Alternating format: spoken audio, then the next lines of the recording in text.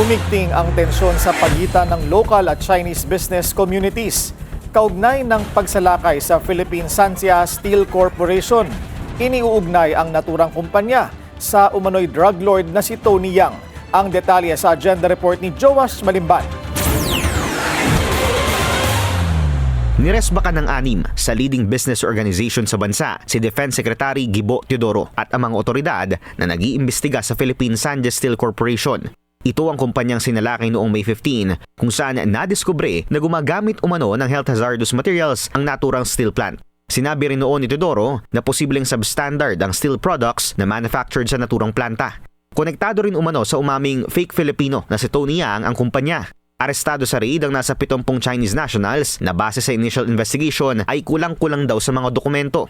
Sa isang joint statement na nilagdaan ng Federation of Philippine Industries, Global AI Council, Institute of Corporate Directors, Management Association of the Philippines, Philippine Chamber of Commerce and Industry at Philippine Iron and Steel Corporation, nagpahayag ng pangamba ang mga organisasyon sa tinatawag nilang public health and environmental concerns, substandard structure risks at national security vulnerabilities na naisiwalat umano sa niraid na planta. Ito raw ay mga seryosong alegasyon na dapat maimbestigahan ng maayos at naayon sa batas.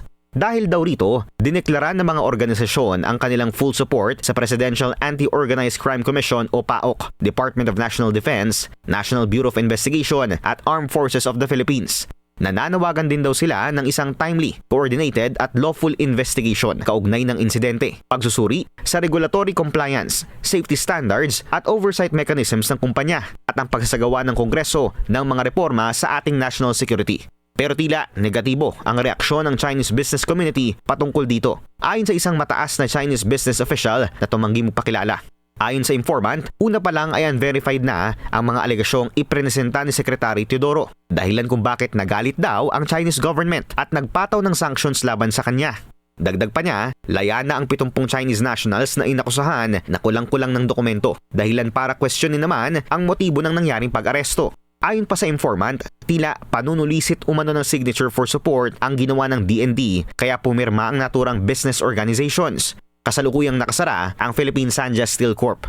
Paninindigan ng mga pumirmang business organizations, hindi maaaring magkaroon ng economic progress kung wala ang public safety, rule of law at institutional integrity.